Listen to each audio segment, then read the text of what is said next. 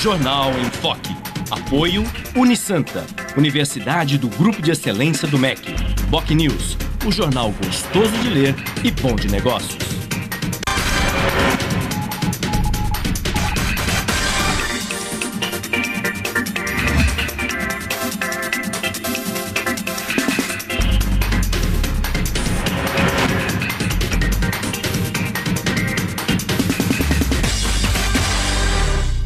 Olá, bom dia. Começa agora pela Santa Cecília TV, uma nova edição do Jornal em Foque ao vivo. E nesta quarta-feira, dia 16 de abril, nós estamos recebendo com muito prazer o médico radiologista José Carlos Clemente. Também vai participar do programa o médico obstetra Condesmar Marcondes de Oliveira. Mas agora vamos conhecer as manchetes de hoje com a colega jornalista Paula Paparelli. Bom dia, Paula. Bom dia, Chico. Bom dia a todos. O jornal A Tribuna traz a manchete. Curso para tecnólogo cresce mais de 2.100%. Na Folha de São Paulo, refinaria não foi bom negócio, diz Graça Foster. No Estadão, refinaria nos Estados Unidos não foi bom negócio, afirma Graça Foster. No Santa Portal, motoristas de lotação protestam na Câmara de Vereadores de São Vicente. No site do Boc News, para Foster, compra de Passadina pela Petrobras não foi bom negócio. No G1 Santos e região, polícia apreende mais de 300 frascos de lança-perfume. E no portal da UOL, gasto de Dilma com publicidade soma 2,3 bilhões de reais em 2013 e bate recorde. Chico. Aí estão as manchetes e este é o Jornal em Foque pela Santa Cecília TV ao vivo. Muito bem. E no programa de hoje nós vamos falar sobre saúde, o maior patrimônio que todos nós possuímos.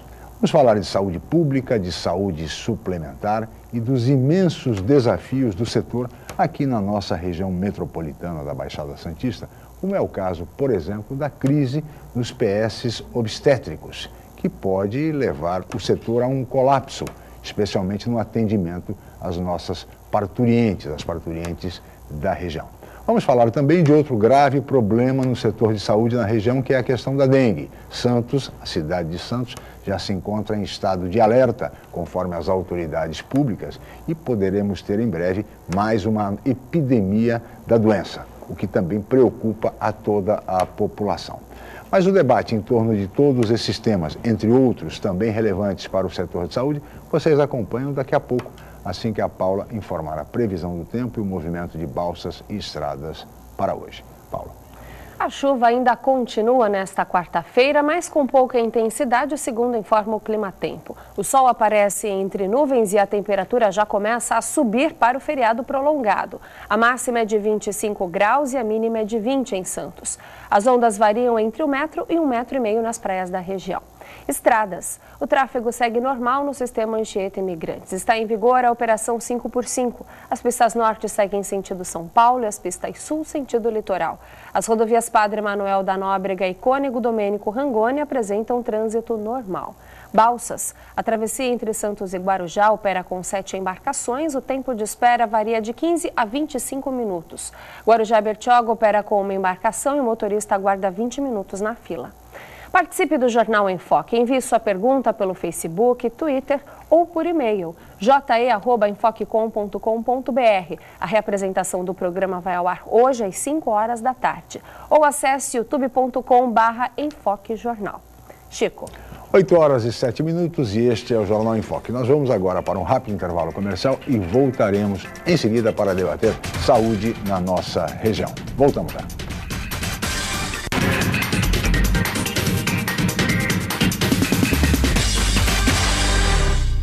Academia Unisanta. Bem-estar, saúde e qualidade de vida.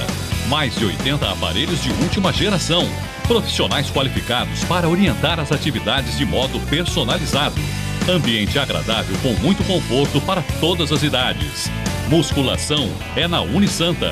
Academia Unisanta. Dê uma força para a sua saúde. Informações 3202-7126. O Jornal Boc News está mais perto de você. O semanário que tem na credibilidade a sua marca registrada está disponível em todas as bancas da Baixada Santista. É isso mesmo. Nas 9 cidades da região, você encontra opinião com credibilidade e informação de qualidade sempre aos finais de semana. E o melhor, pelo valor de apenas uma moeda. Peça o Boc News ao seu jornaleiro. Jornal Boc News. Gostoso de ler e bom de negócios.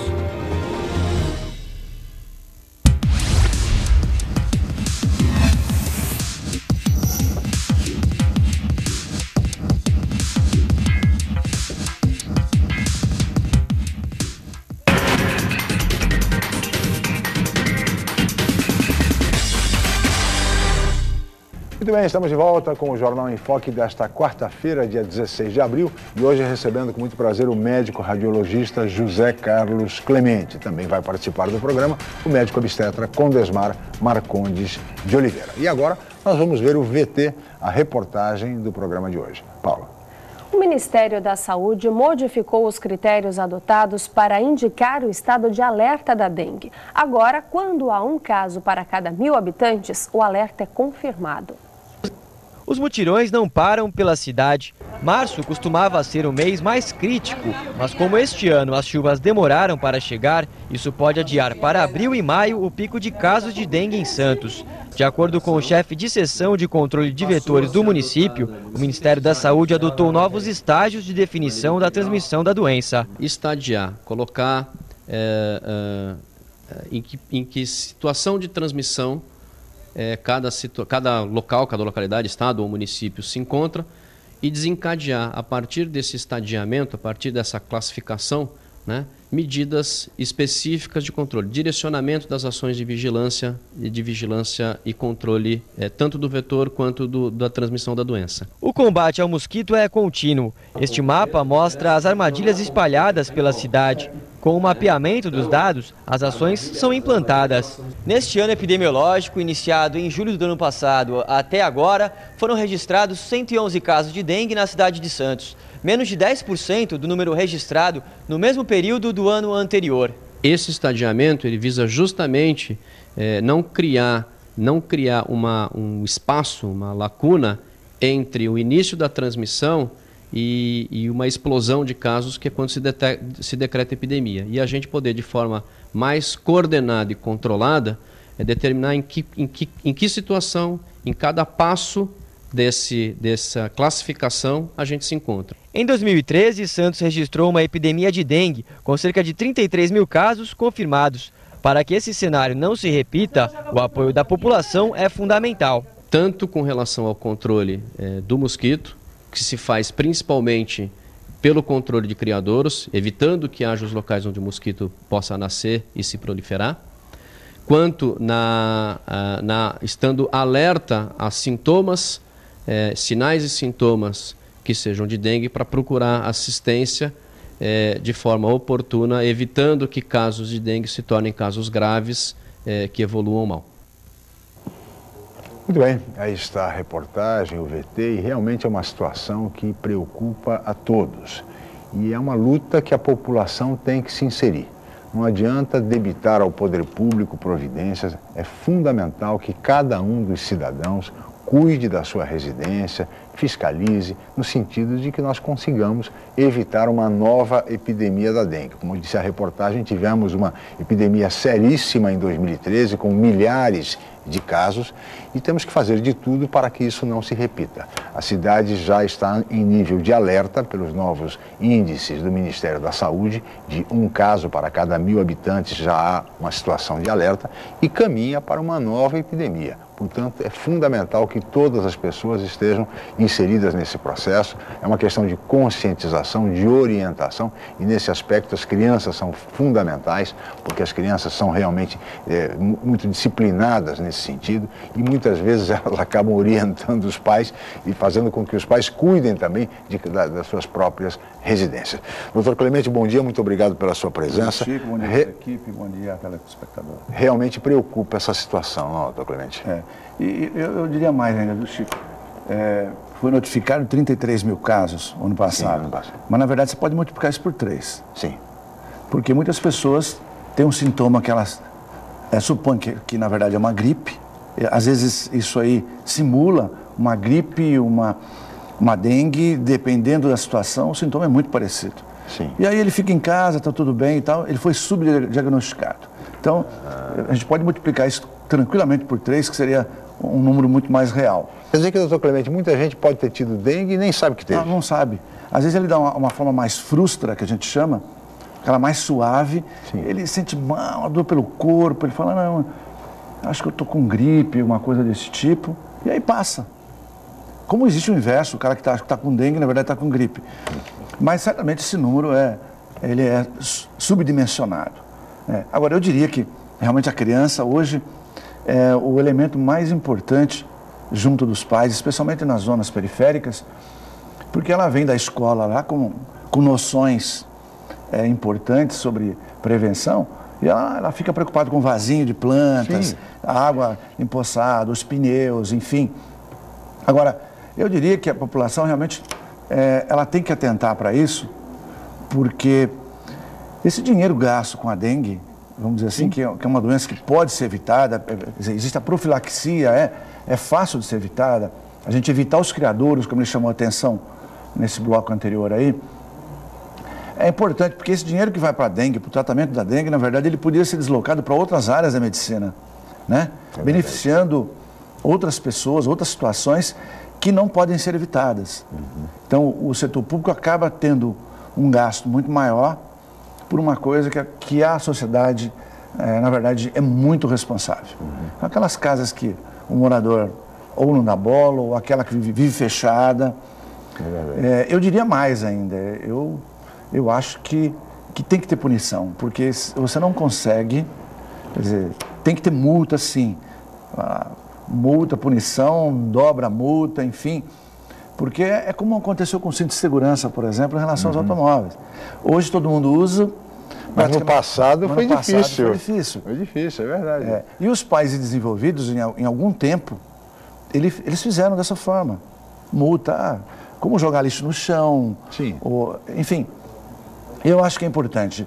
A sociedade, às vezes, não colabora e a única maneira de sentir isso é através de uma multa, onde ela, de uma forma ou de outra, vai ser obrigada. Porque, doutor Clemente, veja, várias reportagens mostram, muitas vezes, as dificuldades dos agentes da dengue de ingressarem em determinadas residências. Né? Porque as pessoas não querem permitir, ou porque as pessoas não, aqui não vai acontecer e tal, e não deixam que os agentes, ou mesmo imóveis fechados, onde também não se consegue adentrar. É preciso que, de fato, como disse o doutor Clemente, as pessoas sejam punidas por isso, porque é uma questão de saúde pública, não é uma questão individual, é uma questão que, às vezes, a pessoa pode não ser atingida pela dengue, mas o vizinho pode ser. E o vizinho, às vezes o vizinho é responsável, ele faz tudo corretamente, mas ele é punido pelo outro vizinho que não faz. Pelo mau vizinho que não faz o que deveria fazer. E, claro, existe perspectivas melhores de futuro. Hoje eles têm um mosquito transgênico, que existe uma pesquisa, está em fase de pesquisa ainda, que a ideia é soltar esse mosquito transgênico para ele acabar. Na verdade, ele destrói o mosquito que causa dengue. Sim. Ele está em pesquisa, diz que deve funcionar, ou então a vacina, que também está numa fase avançada. Eu acho que nesse caso... A vacina resolve, porque são vários tipos, não são, doutor Clemente? São 4 ou 5 tipos de vírus da dengue. Isso. Tipo, e a vacina resolveria para todos, para cada caso? Eles acham que ela vai funcionar relativamente bem. Mas como é fase ainda de pesquisa, a gente não sabe quanto de percentual vai ser, vamos dizer, coberto. Ela pode funcionar em 70%, em 80%, Sim. Né? A gente não sabe. Mas, de qualquer forma, é um avanço que tem partido do brasileiro mesmo, porque como o país desenvolvido não tem dengue, né? Então não se investe dinheiro. Para que eu vou investir dinheiro se aqui não tem dengue, por exemplo? Sim. Né? Alguns casos aconteceram diferente, mas não é habitual. A malária, por exemplo, Sim. A vacina foi descoberta fora, né? Acabou servindo para o Brasil. Mas a dengue não acredito que realmente surja alguma vacina de fora. E nós estamos numa fase avançada aqui no Brasil, e eu acho que tem que ser... E tomara, né? Tomara que se chegue logo. Porque, doutor Clemente, veja bem, no caso de Santos, temperaturas altas, como tivemos no início do ano, e continuamos tendo um dia ou outro, e chuva, é o ambiente propício para o mosquito e, consequentemente, para a dengue. Exatamente. O mosquito aqui, clima, como você falou, quente, úmido. E o pior, porque ele está se adaptando de uma tal forma que a gente fala, não, tinha que ter água limpa. Hoje você tem mosquito na água limpa, na água mais ou menos limpa, até na água suja, né? Também se falava que ele não voa muito alto. Muito alto. Já está voando alto. Então, essas variáveis vão acontecendo ao longo do tempo, pelas mutações que vão ocorrendo com o vírus. E é preciso realmente atenção, como você chamou no início, que a sociedade colabore, não fique só para o órgão público. O órgão público não vai conseguir dar conta, por mais pessoas que você coloque na rua, pode encher, não vai adiantar. E a outra dificuldade, que também você chamou atenção bem, Chico, tem que permitir, é um absurdo você ter que entrar uma ação judicial para ir determinar a casa, porque a pessoa não deixa algum elemento da vigilância sanitária. E é uma pessoa que está identificada, uniformizada, tem cartão, quer dizer, estão nas ruas, basta andar pela cidade que a gente percebe que, de fato, os agentes da dengue estão na rua, estão andando. É importante essa colaboração. E eu diria mais ainda para essas pessoas que às vezes dificultam. Amanhã o seu filho ou você próprio pode ser acometido da doença. E não pode se esquecer que existe a dengue hemorrágica, que muitas vezes leva a óbito, né? Leva a óbito. Então, não é uma doença, vamos dizer assim, é simples e tal. É uma gripezinha, uma gripe mais forte, né? E mais um detalhe ainda, que eu acho que é importante. Tem pessoas que tiveram dengue mais de uma vez. E quem tem mais de uma vez corre um risco maior de ter a dengue hemorrágica. Muito bem. Então, Clemente, nós vamos continuar conversando sobre a epidemia de dengue, entre outros temas relevantes para a nossa cidade e região em termos de saúde, mas no próximo bloco. Nós vamos para um rápido intervalo, voltaremos em seguida com o Jornal em Foque.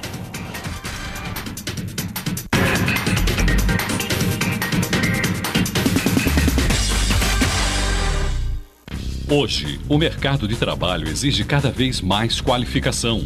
Faça a pós-graduação na Universidade Santa Cecília. Especialização, MBA e extensão em diversas áreas. Cursos inéditos, presenciais e à distância, reconhecidos pelo MEC e com professores altamente capacitados. Aproveite descontos especiais e financiamento em até 36 meses. Pós-graduação Universidade Santa Cecília, levando você ao sucesso profissional. Você procura informação com credibilidade? Aos finais de semana você fica bem informado ao ler o jornal BOC News, semanário distribuído em residências, estabelecimentos e shoppings de Santos. E nas bancas de todo o litoral, pelo valor de apenas uma moeda. Além disso, durante a semana, você pode acompanhar as principais notícias da região no site bocnews.com e nas redes sociais, como o Facebook. Agora você fica sempre bem informado. Jornal BOC News. Gostoso de ler e bom de negócios. Chegou a hora de soltar a voz. Vamos mostrar quem somos nós. Esquece tudo que você já viu.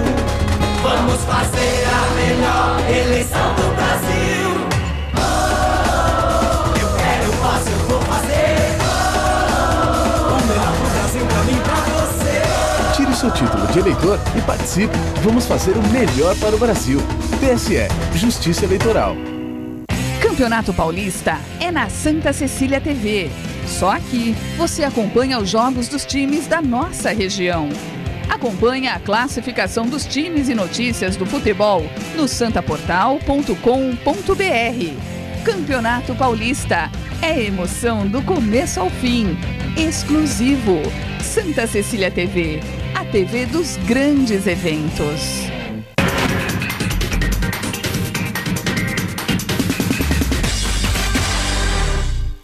Muito bem, estamos de volta com o Jornal em Foque desta quarta-feira, dia 16 de abril, e hoje nós estamos recebendo dois médicos, o radiologista José Carlos Clemente e o obstetra Condesmar Marcondes de Oliveira. E no bloco anterior começamos a conversar sobre a questão da dengue. Santos já está em estado de alerta, há risco de uma nova epidemia de dengue na cidade e em toda a região, uma situação que preocupa a todos e que há necessidade, sem dúvida nenhuma, da participação da comunidade, da sociedade, cuidando, evitando, colaborando no sentido de que tenhamos o menor número de casos de dengue. E nesse sentido, o Dr. Clemente já falou bastante a respeito de dengue, eu gostaria de introduzir agora o Dr. Condesmar nessa conversa sobre a epidemia de dengue, Dr. Condesmar, exatamente a respeito de uma questão que eu acho que preocupa também a todos, porque os casos estão começando a aparecer agora, nesse período que nós não tivemos chuva, praticamente no início do ano, tivemos muito calor, altas temperaturas, mas agora começamos a ter chuva. E, portanto, esse é um ambiente propício para o mosquito da dengue. E estamos aí há 1 mês e meio da Copa do Mundo. Receberemos aqui na nossa região 3 delegações, 3 seleções estrangeiras. México, Costa Rica em Santos e a Bósnia e Herzegovina em Guarujá. Essas seleções estarão aqui treinando e hospedadas aqui na nossa região. Diante desse quadro de dengue, diante da Copa do Mundo, doutor Condesmar, enfim, é uma situação que eu acho que preocupa o país inteiro, né? Um evento como esse, o porte da Copa do Mundo. Bom dia e muito obrigado pela sua presença, doutor Condesmar. Bom dia a você, bom dia a todos. Eu, às vezes, quando eu venho no seu programa, posso parecer meio mal educado. Não, em absoluto. Mas eu vou seguir uma linha lógica. Se o mosquito da dengue soubesse ler, nós não teríamos mais epidemia de dengue. Porque os cartazes mostrando show dengue, mosquito você morreu, para todas as campanhas políticas são fantásticos. Então, se ele soubesse ler, estava morto. Mas ele não sabe ler e ele gosta de sobreviver. Eu vou fazer um desafio, só um, a você e a todos vocês que estão me vendo. Se eu fosse uma mosquita de dengue, eu obviamente não botaria, algumas são burras, mas eu não botaria ovo na plantinha, ou na coisa, porque você já tem uma campanha para matar esses mosquitos. Sim. No ralo, eu não botaria, porque já vai sal lá, ou posso jogar um pouquinho de cloro. Nós temos algumas centenas de quilômetros de calhas na Baixada Santista. Se eu fosse uma mosquita, eu subiria 2 metros e botaria ovos em todas as calhas. E nenhuma prefeitura vai me pegar. O desafio que eu te faço é você botar a tua reportagem e filmar alguém de alguma estrutura política fiscalizando as calhas, de Santos ou da Baixada Santista. Então, eu estou botando inteligência versus política. O mosquito é mais inteligente, ele tem que sobreviver. Examinem as calhas e você vai ter ideia do que vai acontecer na Copa. Sim. É mais um aspecto muito preocupante, assim como todo o Porto de Santos.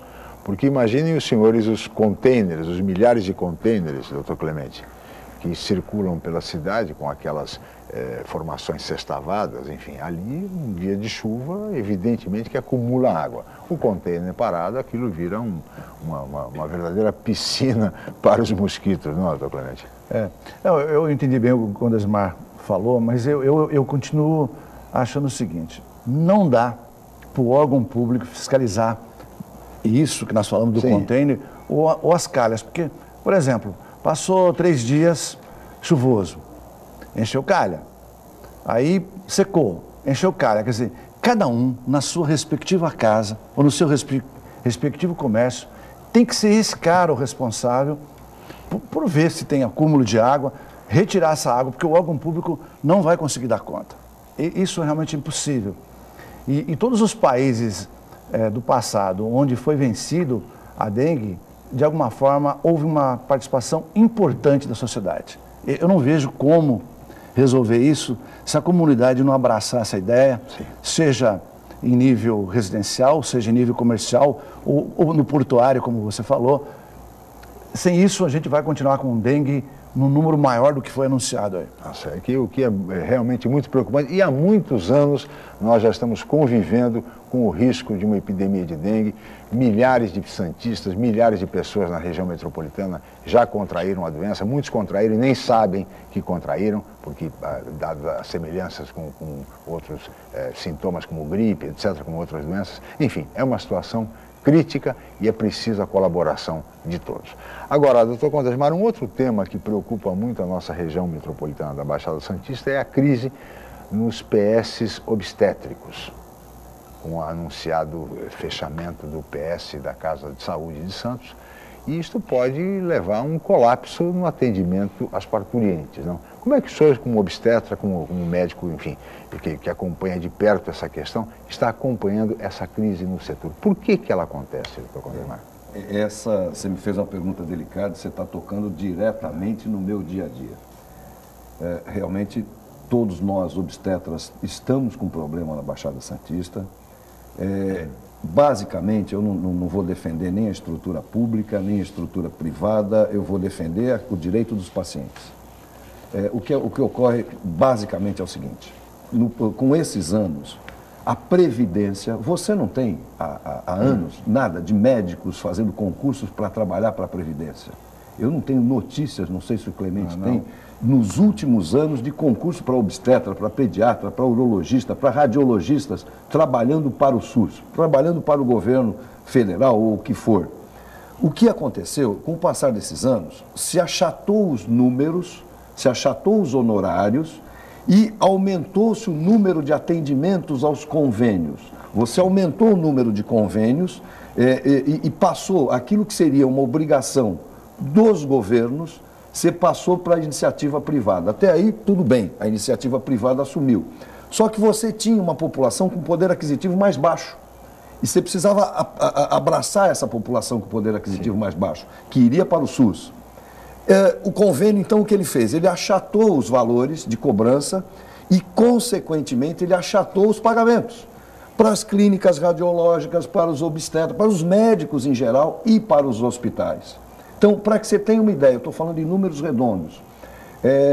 A Casa de Saúde de Santos, os números que chegam a nós obstetras, o vermelho deles com a obstetrícia girava em torno de 200 mil ao mês.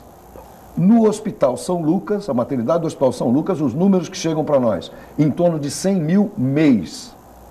Há anos, eles chegam aos convênios, e isso implica a nossa cooperativa também, tá? A Unimed da Baixada, chegavam nos convênios, chegavam na COSIPA, na Petrobras, no Banco do Brasil, etc. Todos os convênios, olha, nós estamos no vermelho, não está cobrindo o parto, seja parto normal ou seja cesárea. Mês que vem discutimos.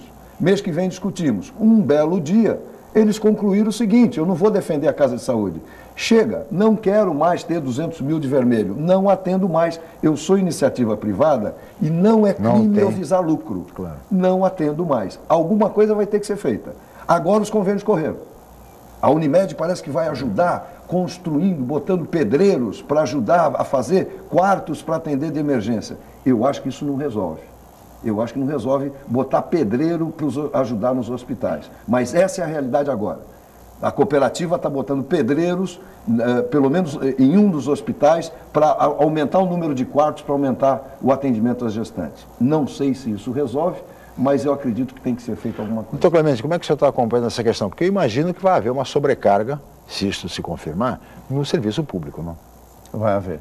Eu acho que o Condemar falou muito bem, o grande problema hoje é pagamento.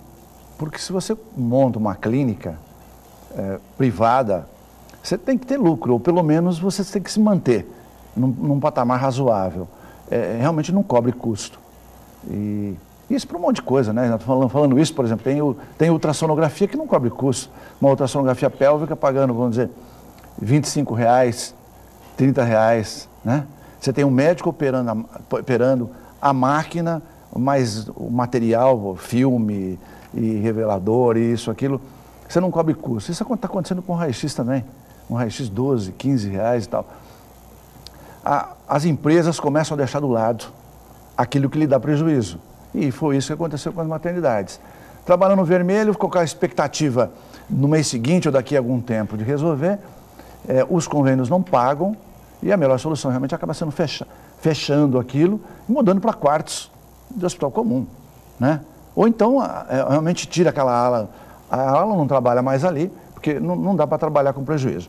Agora, o órgão público, na verdade, como o Condesmar também falou no início, ele sempre deveria ter sido o responsável por tudo, né? É que ele também não investiu dinheiro para ou pegar os hospitais que existem, os hospitais privados mesmo, fazer algum tipo de convênio com eles para trabalhar num patamar aceitável, ou então construir hospital próprio para operar isso aí.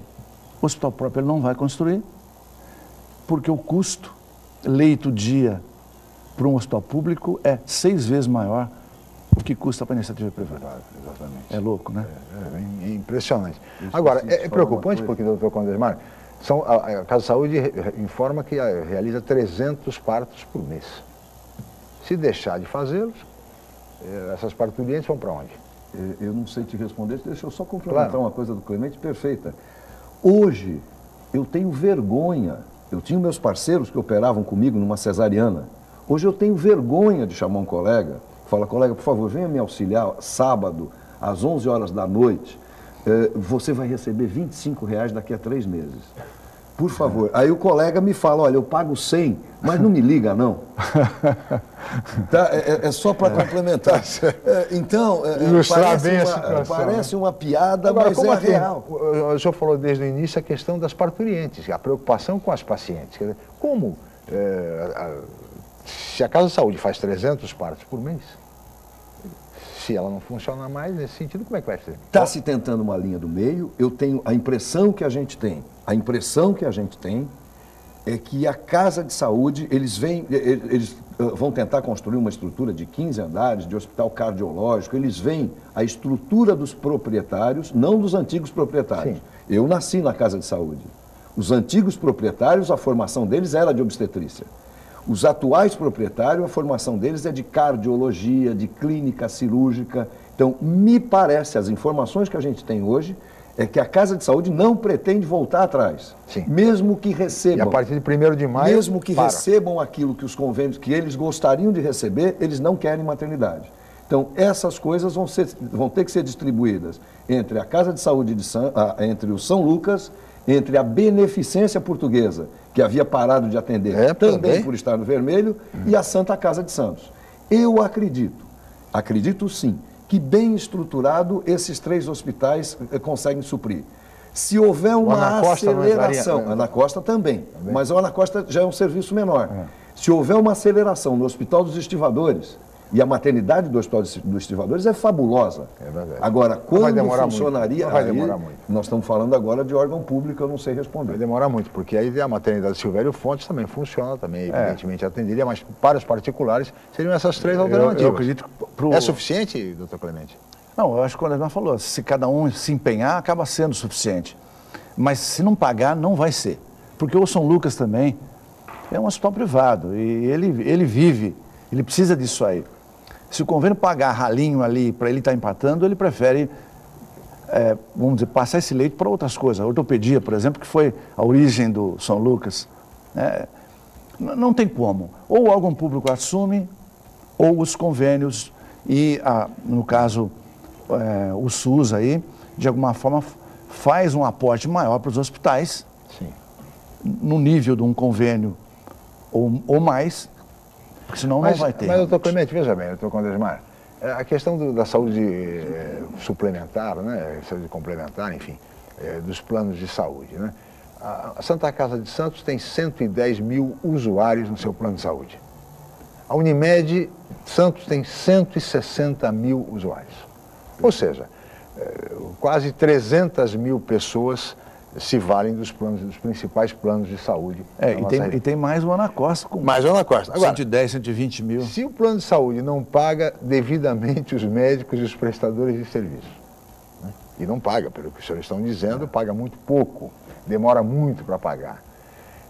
A população, o usuário, por sua vez, paga muito de mensalidade.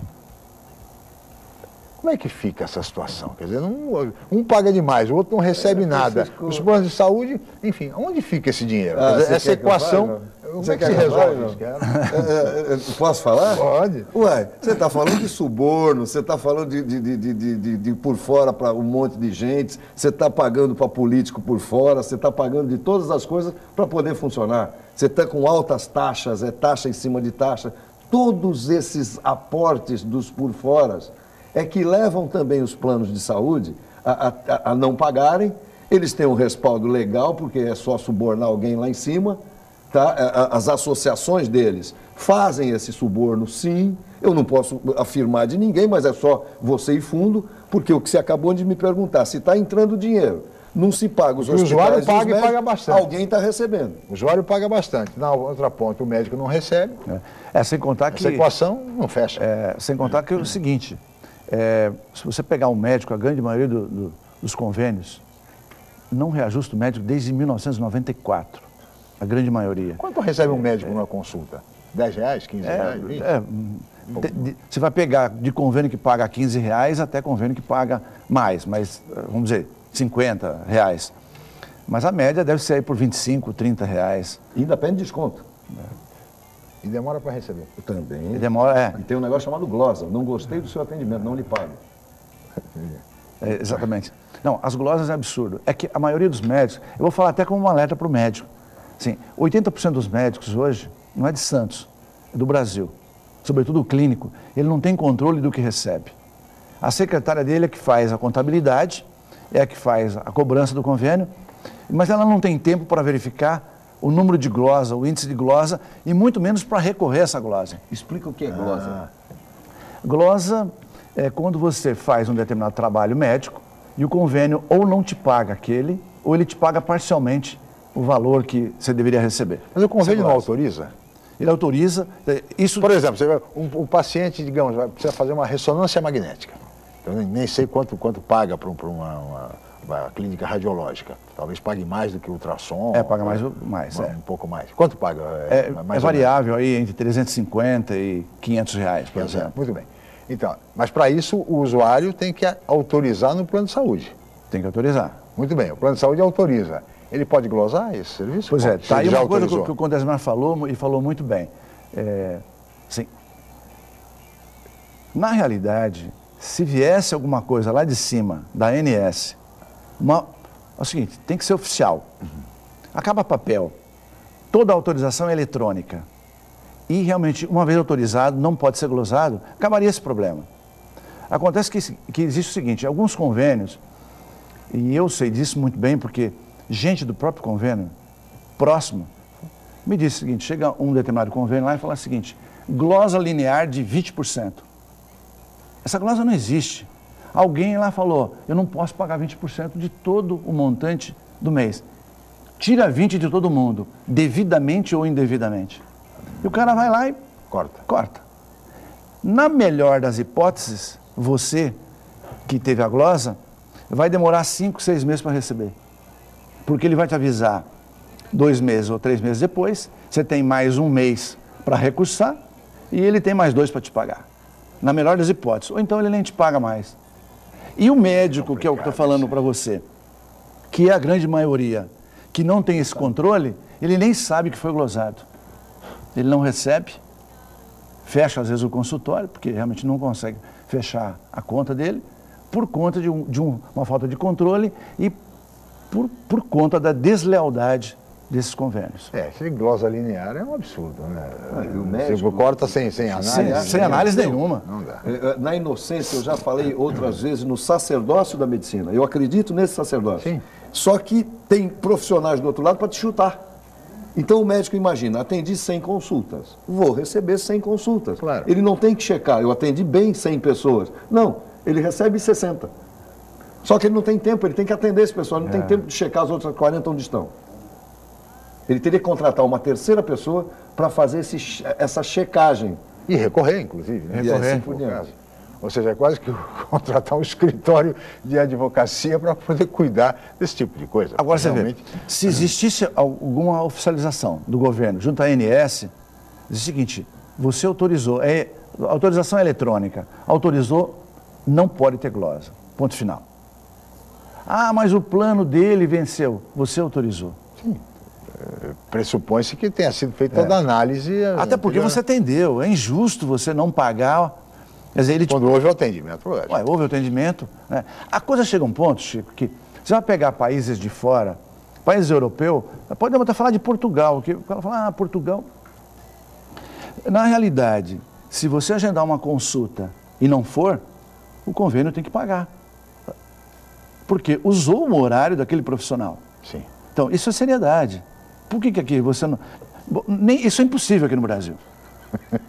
Fala, não, tá roubando, ele cobrou, tal. Na verdade... Cobrou e não atendeu, não né? atendeu. É o contrário, É o né? contrário. Aí a análise é exatamente o contrário. Mas, enfim, senhores, eu peço a licença dos senhores, nós vamos ter que fazer mais um rápido intervalo comercial e nós voltaremos em seguida com o Jornal em Foco.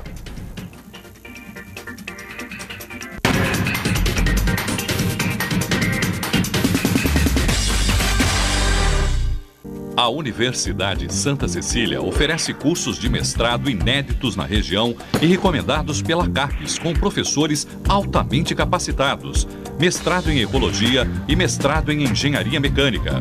Aproveite descontos especiais e financiamento em até 36 meses. Inscrições abertas. www.unisanta.br/mestrado. Informações 3202-7100, ramal 7259. Universidade Santa Cecília, entre as 9% melhores do país. O Jornal Boc News está mais perto de você. O semanário que tem na credibilidade a sua marca registrada está disponível em todas as bancas da Baixada Santista. É isso mesmo. Nas 9 cidades da região, você encontra opinião com credibilidade e informação de qualidade sempre aos finais de semana. E o melhor, pelo valor de apenas uma moeda. Peça o Boc News ao seu jornaleiro. Jornal Boc News, gostoso de ler e bom de negócios. Você ainda tem dúvidas sobre a carreira profissional? Então não perca a 25ª Feira de Profissões da Unisanta.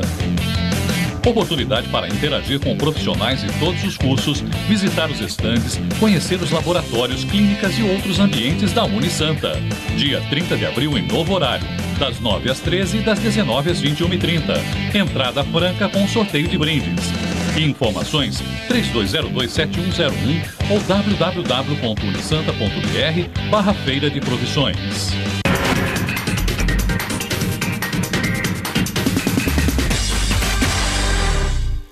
Muito bem, estamos de volta com o Jornal em Foque desta quarta-feira, 16 de abril, e hoje recebendo com muito prazer 2 médicos, o radiologista José Carlos Clemente e o obstetra Condesmar Marcondes de Oliveira.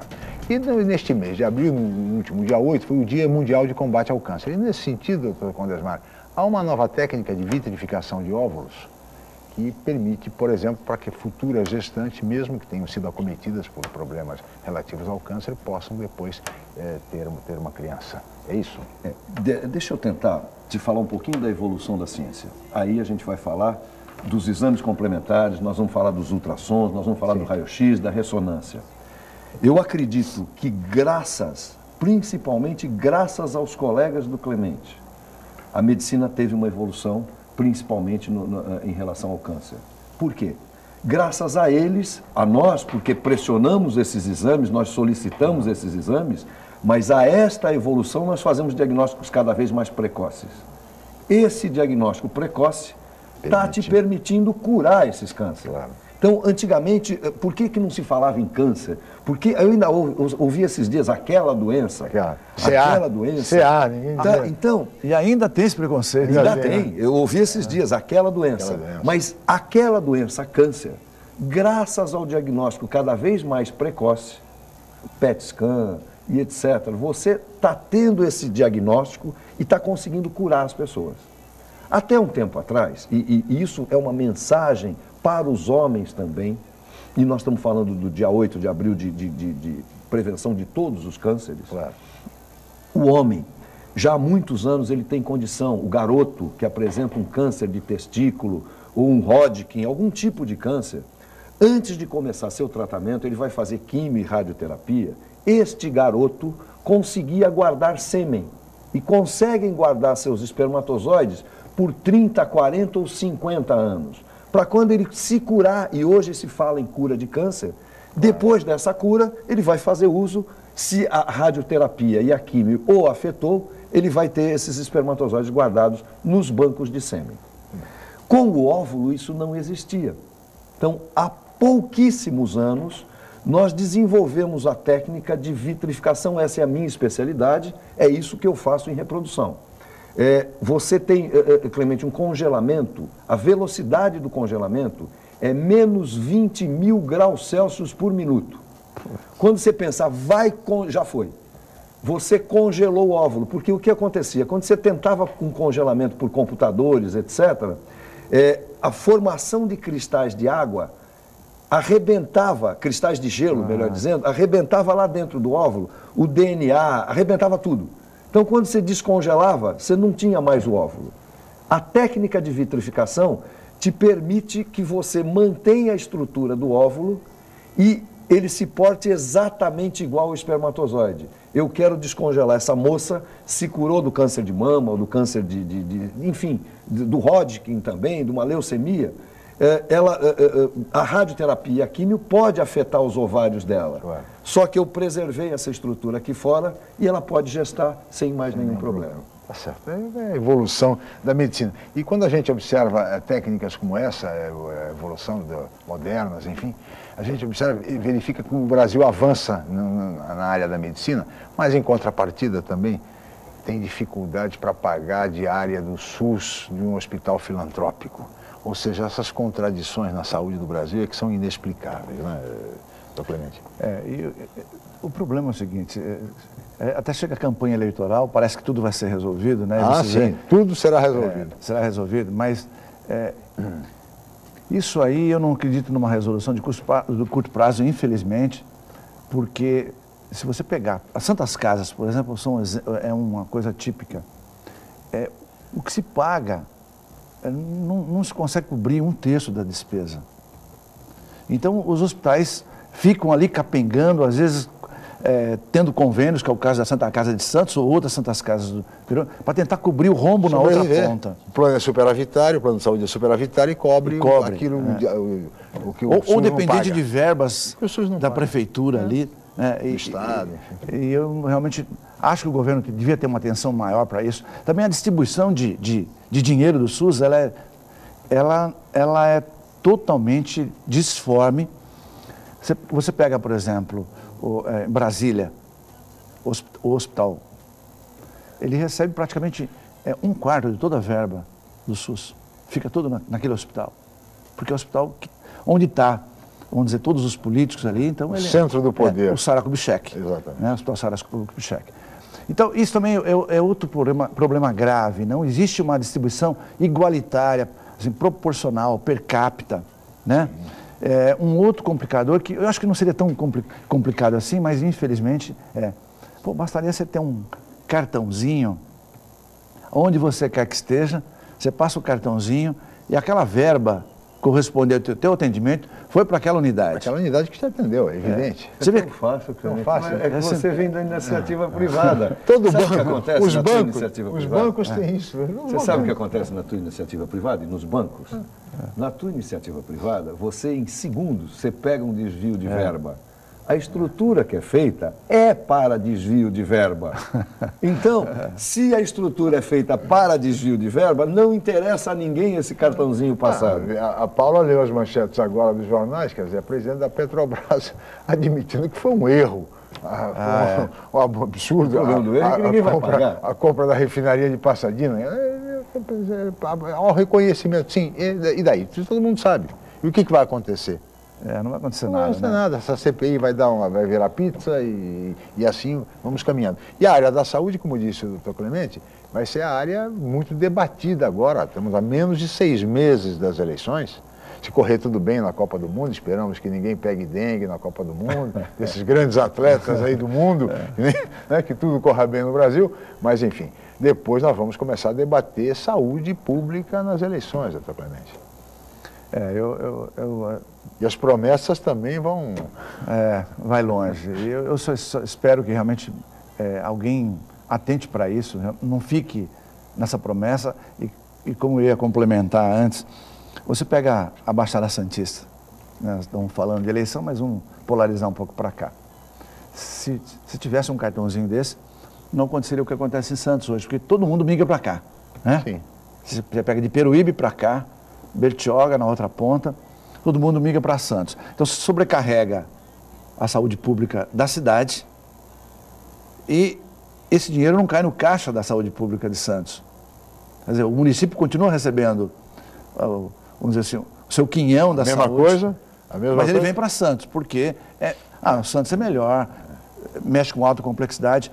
Mas isso aí resolveria o problema, pelo menos parcialmente, já que a verba ela é insuficiente, mas pelo menos minimizaria esses problemas. Como não existe uma metropolização ainda na saúde, também não sei se vai haver interesse, como o Condesmar fala muito bem, de metropolizar a saúde, como outros itens que deveriam ser feitos. Então a gente acaba capengando aqui com toda essa dificuldade e aí volta para a dengue de novo, com um número absurdo de casos, porque você realmente não consegue dar uma atenção especial. E nós vamos ter nessa eleição, doutor Condesmar, pelo menos em São Paulo, na Associação Paulista, a disputa deve ser travada entre o candidato da situação, o governador Geraldo Alckmin, e provavelmente o principal candidato de oposição, o ex-ministro da Saúde, Alexandre Padilha. Né? Dois médicos, né? Então, portanto, tanto Alckmin quanto Alexandre Padilha. O que se espera é que a saúde seja efetivamente, de fato, priorizada, doutor Condesmar. Eu ouvi uma piada esses dias, eu não sei se é verdade ou não, que um desses candidatos, num comício, se sentiu mal. E ele pediu conselho a um médico cubano, que o examinou e falou: "Você está perfeito, sua saúde é melhor que a de Fidel Castro." Mas a dor não passava. E o candidato no carro pediu: "Por favor, me leva rapidinho para o Sírio-Libanês." Se é verdade ou não, o problema é que não é só em Brasília, esse pessoal tem um avião para ir para o Sírio-Libanês. Então eu não sei te dizer o que vai acontecer. A referência dos políticos é o Sírio-Libanês, não é outro.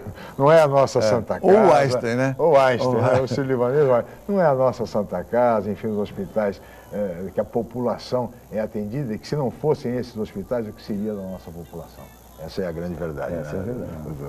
Doutor Clemente. Mas, enfim, saúde pública é um tema realmente fascinante, é um tema apaixonante, e a gente observa que, infelizmente, hospitais como, por exemplo, a Santa Casa de Santos, ela, de cada R$100 que são gastos no atendimento aos pacientes, a Santa Casa de Santos tem que pagar 40%, porque o SUS só responde por 60% dessa conta. Isso, segundo o próprio provedor, esteve aqui e disse isso. Quer dizer, é muito difícil manter um hospital cujo déficit é de 40% a cada paciente. É por heroísmo que eles se mantém trabalhando. Eu considero heroísmo. Eu acho que quando a Nata falou uma coisa que é interessante, existe uma neura, especialmente no PT, de que você não pode firmar parceria com iniciativa privada, né? Seja as PPPs da vida em termos gerais ou na área médica, como se fosse lotear, leiloar, e na verdade o custo seria muito menor se o SUS, ao invés de fomentar hospitais ou até manter os que tem, jogasse isso para a iniciativa privada. Custaria muito menos e seria atendido muito melhor. Você reduziria custo. Mas também deve ter outros interesses no meio aí para você manter os hospitais, que acaba sendo um cabide de empregos, um custo exorbitante e em detrimento da outra ponta que não recebe verba. Aí o cara também não quer atender SUS. Porque se você pagar razoavelmente bem, qualquer hospital privado vai atender o SUS. Sim. Nós tivemos isso, Chico. Eu me lembro quando eu cheguei aqui em Santos, fiz especialização, voltei para cá, nós atendíamos lá no Dr. Jarbas, o Condesmar lembra muito bem, atendia SUS. E não era ruim. Não era ruim. Não vou dizer assim, era mil maravilhas. Não, mas você conseguia dar um tratamento adequado. E muito bem atendido. Sim. O paciente não esperava mais que um dia. Outro grave problema, deixa eu aproveitar já um gancho aqui e falar. São as ONGs, essas organizações sociais, tudo tem que passar por uma organização social. Isso é outro novo modelo de gestão hoje. Mas é mal, porque quando todo mundo atendia aqui, todas as clínicas podiam atender, não é obrigado a atender, mas todos atendiam bem e rápido. Hoje você vai passar por essa organização social e ela vai distribuir de acordo com a sua conveniência. Não vai atender bem. Infelizmente. Você estava falando quando você Para chegou. terminar. Eu trabalhei pelo SUS, na Casa de Saúde de Santos, eu trabalhei nos Estivadores, atendendo o SUS, e trabalhei no Hospital São Lucas. Pois é. E nós atendíamos maternidade, eu fazia partos, nós tínhamos residentes na Casa de Saúde e nós atendíamos no mínimo igual à iniciativa particular. Pois é. A paciente particular era tão bem atendida por nós, na Casa de Saúde, pelo SUS, sem gastar absolutamente nada. cortaram porque não paga isso e aquilo. E assim. por aí se vê como a nossa saúde evoluiu. Quer dizer, o que aconteceu com a nossa saúde? É uma questão que fica para um próximo programa, para um próximo debate. Doutor Clemente, muito obrigado pela sua presença. Obrigado, Chico, Condesmar, me ajudou, Paulo, a toda a equipe. E um beijo especial para você, telespectador. Obrigado, doutor Condesmar, mais uma vez pela presença. Bom dia a todos vocês. Foi um prazer estar com vocês mais uma vez. E, Paula, o agradecimento a você. Bom dia. Muito obrigado aos nossos convidados, a Paula Paparelli, e um abraço especial ao Rodolfo Amaral, que aniversaria hoje. Jornalista, colega jornalista e corintiano, roxo. Rodolfo Amaral. Obrigado a toda a equipe, especialmente a você, telespectador, pela atenção, pela audiência, pelo carinho. Amanhã estaremos de volta. Mais uma edição do Jornal em Foque. Muito obrigado e até amanhã. Jornal em Foque. Apoio Unisanta, Universidade do Grupo de Excelência do MEC. Boc News, o jornal gostoso de ler e bom de negócios.